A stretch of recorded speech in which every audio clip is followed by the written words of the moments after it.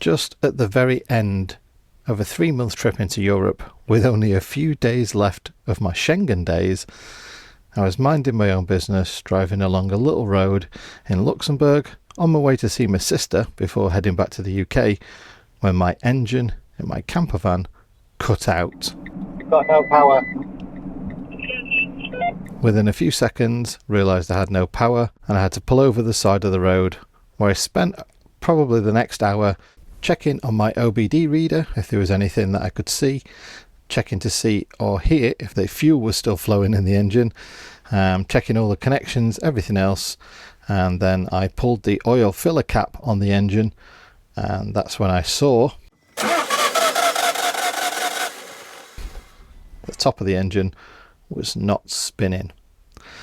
So I basically got towed away by my wife. Yes, we have 2 campervans, one each. It's bliss, let me tell you. So she towed me just to get me out of the way to a local little sort of retail park, where I then phoned the RAC European breakdown, who then took me to the local Peugeot garage, because I've got a Peugeot Boxer van, where they instantly told me, engine is kaput. Which got to the point then of trying to understand how we get my vehicle back from Belgium, which is just on the border of where I broke down in Luxembourg, but Belgium is where the Peugeot dealer was, back to the UK and to a garage that I've trusted and I've used for years, so that they can see exactly what caused this problem and go through options to repair it. Now this all took 24 hours, so in the meantime my van was sat at this dealer in a secure compound where I couldn't stay overnight. They basically said, no, it's forbidden for you to sleep in your vehicle in our compound. So I got a hotel overnight, and then the next day I'd sorted out my own recovery back to the UK privately that I was going to pay for. So while I was waiting for the guy to turn up and pick me up, which he said was going to be around about midnight, Mandy and I had looked around the local town of Bastogne, got a bit of food, and decided what the plan was going to be next as far as Mandy travelling back, how long I was going to take to travel back, and then the repair, all those types of things. Oh, that was some nice little fondue. And I must admit, as soon as we saw fondue on the menu, we're like, let's go get fondue. How to make a shit situation seem slightly better.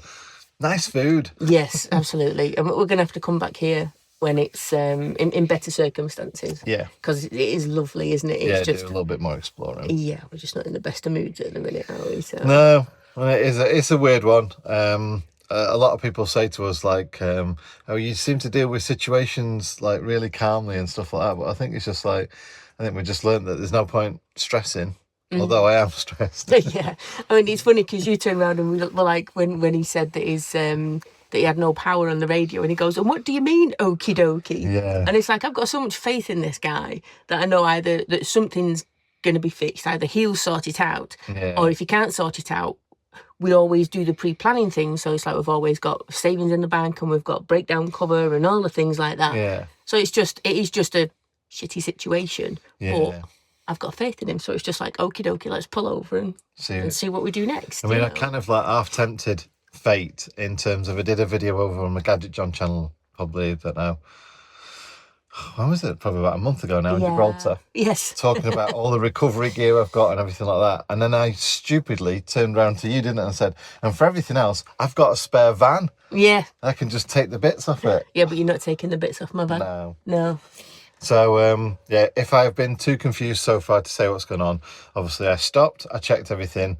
I assumed it was a fueling thing. I assumed, like, it literally was, about 200 metres, 300 metres away from the garage? I don't think it was even 5 minutes, was it, after we'd pulled out? So, it's nothing to do with fuel. As I turned the key to turn the engine, I had Mandy turn the engine, and I had a look at the top. The bottom of the engine turns fine. The cam doesn't rotate. I can't really see from everything around the engine whether the cam belt has snapped. It was only replaced about 18 months ago. But I can see by taking the oil filler cap. I'll show you a little bit of a video that I took earlier. that the top of the engine isn't rotating. So it's not fuel. No. What else did I think it was? Electrical. Yeah. Because I'd been in there checking on something else. I was sort of topping the water fluid up. So I was like, oh, have I disturbed a cable? So I was probably under the bonnet for about an hour, wasn't I? Yeah, and you checked the OBD. Yeah, the OBD reader. put my scanner in, scanned for loads of codes. No codes in there whatsoever. It was just totally free of codes. So it was like, right, okay then. Yeah, and then took the oil filler off and just saw instantly the top cam isn't moving. Which is why why we towed out the way and then phoned the recovery truck. But I did appreciate one comment you did at the time. Yeah. When you were towing me, she was, oh, right, Steve, you can bump start it now. I'm like, if only that was the fix. Yeah, I'm like, come on, while I'm towing you, just try it. Just do the old drop it out into gear dead quick and see if you can bump start it. But yeah, he just went, no, won't work that way. Because the starter motor's working fine. Yeah, it was working, yeah. Yeah, bloody hell. Dear me. So yeah, we're just trying to make the best situation out of it as we can. Yeah, we just basically filled bellies up and had a bit of a whole chat, try and calm down, chat and everything. I've spoken to the garage that put a new cam belt kit in about 18 months ago, which is right next to the workshop where we built our vans. Yeah. And they've done our MOTs, the MOT before we even came out on this trip. Yeah, they're brilliant there, so, aren't they? Yeah, they trust them. And Phil there basically said if it's anything I'd done, then it's on me. So he's quite keen to get my van back and understand why this has happened. So yeah, that's where the van's going to get recovered to anyway. So yeah, looks like cam belt or camshaft or something to do with the cam has snapped, broken, whatever. So yeah, the French guy, well, not his Belgian guy speaking French or whatever, engine is kaput. Is kind of half right. Yeah. I mean, there was no real looking at it from them, either by experience or because main dealers tend to just swap out things, don't they, rather than fix things. So. Well, it's something I've never experienced before. And when I sent the video clip of my engine starting over and the top cam not moving, I sent it to Phil at the garage. He instantly came back and said, there's no compression there. So the garage would have known straight away by listening to it trying to start that there's no compression, which means that the cam moves the valves up and down to create explosion and let exhaust gases out. So if the cam isn't moving, it means that the valves are open. So as the bottom of the engine's turning, it can't create the compression to create the explosion. Because it's all just flowing straight through the open cams. Yeah. Right. So yeah, the valves being open means there's no compression, and you can hear that. Now that he's explained it, I'm like, oh yeah, because it does sound different to me. I said to you, it sounds different. The engine sounds different, and that's because there's no compression there. So it's never going to start. Obviously. No. So we did. We sat down and we figured out, because obviously there's figuring out what John's going to do. Yeah. And you were talking to the recovery guy, weren't you, all day? Yeah. And trying to figure out what time. Yeah, because he sent me a link to say, so I've got a live tracking on him. So he's currently in Germany delivering this other vehicle, and then he's coming to get me on his way back. So he's got a live tracking app on there. It's snowing a little bit outside, so I figured it was snowing when you were looking under the bonnet as well. It was just like, oh God, this can't get any worse. So I figured that there's no point Mandy waiting around for me or following me. No, because we were thinking that just in case, it's best for me to stay with you now. It's like there's no point in me going anywhere, because what if? Because there's all the things, isn't it? And then we had a little bit of a look while we were eating fondue about how far away John's sisters were, which is where we were headed anyway. But yeah. Just go there. Yeah. You go there, see my sister. Well, I texted her before, and she was just like, yes, if you can still make it, then please come here. Yeah. So I've got a solution that takes me and the van back. Yeah. You've got a ticket booked for Sunday. So I might as well just get that. There's no point in paying extra. So go to my sister's, and then you're going to be all right. Yep. I'll feel slightly better that you're all right and you're safe. Yeah, and on a really selfish note, it means I've still got time to go to Ocean in Dunkirk, because I'm really looking forward to go getting some. We didn't get any French snacks on the way down, so I'm looking forward to getting some French snacks. The tiny, tiny, tiny glimmer of something nice. Yeah, I think you go to my sister's. Yeah. Carry on with what we were going to do with that. The fuel in my van, because again, when we broke down, I was thinking it's fuel, but fuel's fine. My diesel is working fine and all that kind of stuff in there, so everything else is all right. So it means I've got heating in the van. I'm going to see if I can get some sleep. Yep. You got everything that you need. It's my van. It just doesn't move. Because I say as long as apart from forward movement. So yeah, you might as well stay here. Yeah. And do that, and then I can get to Jeannie safely. Yeah. I've already asked her. Well, it was one of the multifunction things of sat eating, wasn't it? Just would it be possible still? Because we kind of told her that we wouldn't get there. And it's a bit late on, isn't it? So kind of like. It's like, do you mind if I just pop up at tea time? So you can carry on. Your ferry's booked for Sunday. For Sunday, yeah. Obviously, I'm being picked up at whatever time tonight, tomorrow morning, or whatever it'll be, and then going literally. Jacques is taking me straight through over the ferry, back up to. I'm going to go to Willowfields, drop it at the campsite there, because they've got Airbnbs and stuff. So we check with them. Can we stay in one of them maybe? And they're saying hopefully for the next couple of days you should be all right. So. We're just trying to formulate a little plan and everything like that, really. So, it's made a big thing about this van only sleeping one person. Yeah. Because if it slept two people, everything would have been easier from that one, wouldn't it? Slightly better, yeah. So, but yeah. So, yeah. So, as far as the garage is concerned, yes, they were right in their assumption. Engine is kaput. Obviously, cam not turning. You can hear it on the starter now that someone's explained it to me. There's no compression in the engine. So it's never going to file. It wasn't fuel. Something's broken. And hopefully when I get back to the UK, fingers crossed, it can be fixed relatively inexpensively. But tiny bit of good news today. Just as we got to Bastogne and we were picking a restaurant, I had a phone call off the RAC. And they're going to cover the recovery costs. Yes. So... that definitely makes it better. Oh, bless you. No. But yeah, it's like 1,400 quid, isn't it? Yeah. I mean, I know we've got the emergency fund and everything, but then we've still got an engine to fix. So it definitely takes the pressure off not having to cover the recovery cost as well. Yeah. So yeah, at least that's £1,400 that I can then spend on fixing my engine. Yeah, definitely. So all of these phoning round frantic night last night was well worth it. Yeah. It seems so. Last night basically was helped by friends. So thanks, Pete. Told us about a couple of Facebook groups, which is about getting recovery companies to help you wherever you are. But actually sent me one phone number of a guy who actually is based somewhere in Europe. So I've found out now. But he works with a sort of like a group of other companies. One of them was Jacques. Right. So he was able to find out where I was and who in that area could come and pick me up. And he knew Jacques had an empty load on the way back. Yeah. So it was funny because John's up in the hotel. We stayed in my van really late last night. Yeah. And then he went up to the hotel and I know I got like was it 1:30 in the morning? I think it was, yeah. A message just saying it's sorted. Yeah. I'll tell you in the morning. So I think that was John's thing to try and help me get some sleep last night. So yeah, it's all good. It's all good. So yeah, dropped off. So just need dropping off now at the garage. Yes. You can get on your way. And hope this snow doesn't get any worse. Yeah. I'll see you in a couple of days. You will? Oh, it's so weird. I feel like I'm abandoning you. It's terrible. Oh. Billy, you keep in touch now, okay? Yeah, I'm not going anywhere. I'm going to track you. Yeah.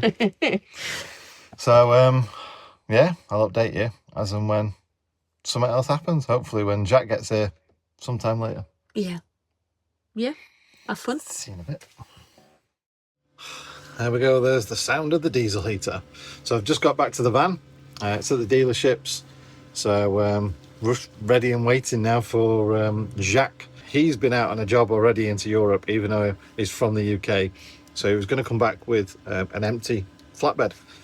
So me breaking down means that he can bring a customer back and get paid on his way back. So that's why it was done so quickly. Well, it's nearly midnight. I've tried to get a little bit of sleep. It's currently about -1. It's been snowing on and off all day. So it's where the van's currently stuck. And now you can hear the noise.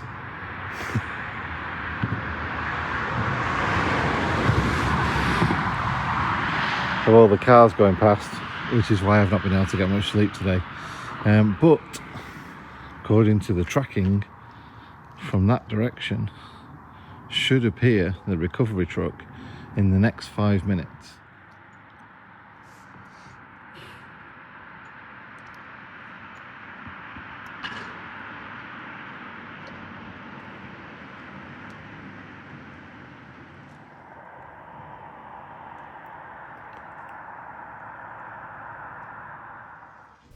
So yes, I was expecting a recovery truck, but hey ho. My expectations, not anything that was wrong or not, but Jacques' setup between the vehicle, the tow vehicle and the trailer and the weight of my van are perfectly within the legal limits.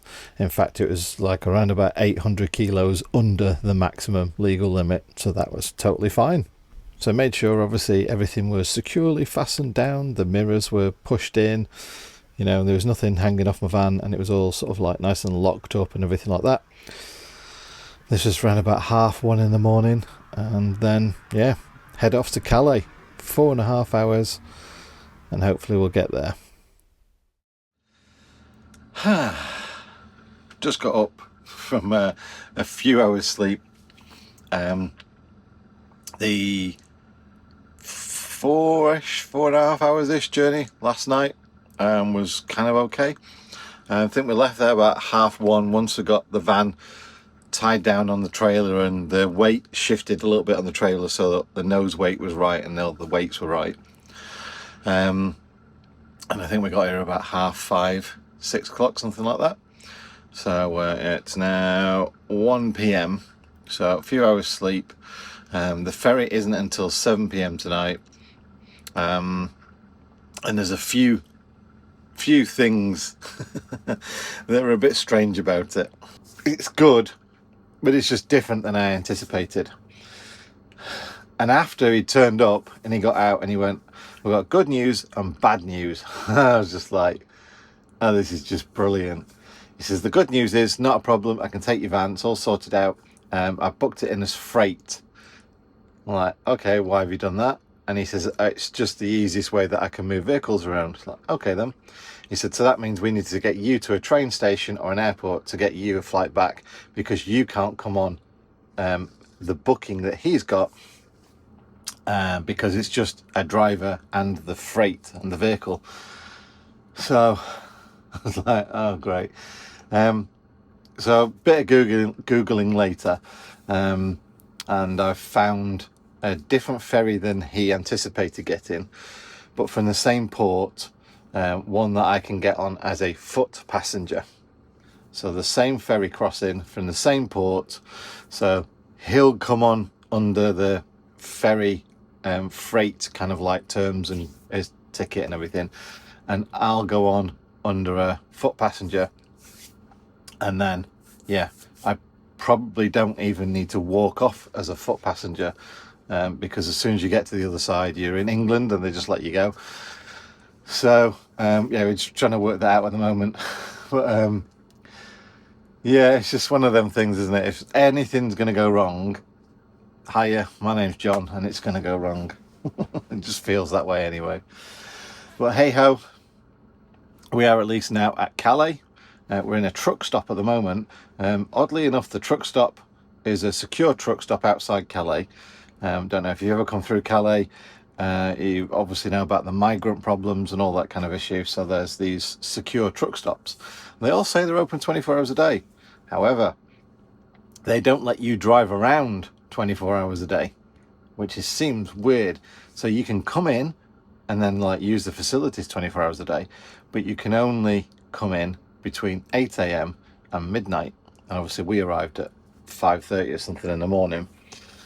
So we just parked up nearby, everything was quiet, and then at 8 o'clock this morning the van started to move around and things like that, and heard voices, and basically opened my blind and saw some migrants climbing the ladder up the top of my van, and then sort of looked out the window and saw some trying to get underneath and that, and they're obviously seeing if there's places they can hide away or do something. So I'll let them know I have presence. I was in my camper van whilst the vehicle was stopped, and we'd arrived and parked up so that I could sleep, because the driver's obviously sleeping in the car.